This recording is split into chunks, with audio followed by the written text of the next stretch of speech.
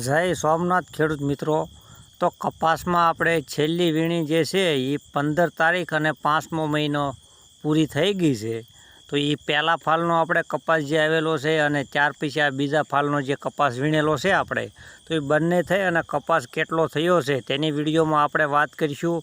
અને બીજા ફાલનો જે કપાસ આપણે તવડેલો હતો કે તમે વિડીયોમાં જોઈ શકો છો કે બીજા ફાલમાં પણ આપણે કપાસ આવો તવડેલો હતો, તો એની આજે આપણે વિડીયોમાં વાત કરીશું। અને બીજું કે આપણે આ વર્ષે કયા બિયારણમાં સારું રહ્યું છે અને કયું બિયારણ આ વર્ષે આપણે વાવવાના છે તેની વાત કરીશું। ત્યાર પછી કયું ખાતર નાખવાના છે તે બધી જ આજે આપણે વિડીયોમાં વાત કરીશું। તો મિત્રો, સ્વાગત છે તમારું આપણી યુટ્યુબ ચેનલ ખેતી સફરમાં। અને મિત્રો, તમે ચેનલમાં પહેલાં તો નવા હો તો ચેનલને સબસ્ક્રાઈબ કરી લેજો, અને વિડીયો તમને સારો લાગે મિત્રો તો વિડીયોને લાઇક આપી દેજો અને અન્ય ખેડૂત મિત્રોને પણ શેર કરજો। અને મિત્રો, આપણે જે આ કપાસ તમે જોઈ રહ્યા છો તે બીજા ફાલનો આવો તવડેલો હતો, અને એક ખેડૂત હશે એટલે એને ખ્યાલ પણ આવી જશે કે આ બીજો ફાલ છે, કારણ કે પહેલા ફાલનો વીણેલો હતો એની ખાલી જગ્યા પણ આપણે કપાસમાં દેખાય છે।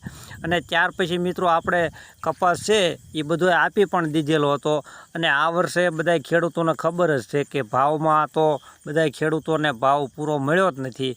અને આપણે પણ મિત્રો આ કપાસ જ્યારે ગાડી છેલ્લે વીણવાનું પૂરું થઈ ગયું ત્યાર પછી કપાસ આપી દીધો હતો, જે તમે વિડીયોમાં જોઈ શકો છો।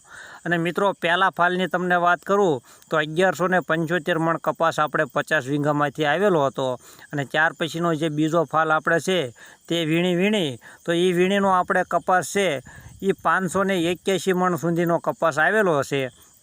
અને ત્યાર પછી વીણી પૂરી થઈ ગઈ હતી તો આપણે એમાં જે તમે જોઈ શકો છો કે ગાયું છે એ સારવાની છૂટી આપી દીધી હતી, અને ગાયું ચારવાવાળા પણ આવી ગયા હતા અને એ અત્યારે સારીને જાય છે। અને હવે ત્યાર પછી આપણે ટ્રેક્ટરનું કટર આવે છે એનાથી કપાસ કપાઈ નાખવાના છીએ અને તેમાં પલાવ પણ શરૂ કરી દેવાના છીએ। આ વર્ષે હું તમને વાત કહું તો આપણે વધારે કપાસ જે અંકુર કંપનીનું પુષ્કર બિયારણ આવે છે એ કરવાની ગણતરી છે, કારણ કે એમાં આપણે ઉતારામાં સારું રહ્યું છે અને એમાં સૂસ્ય જીવતનો એટેક પણ ઓછો આવેલો છે।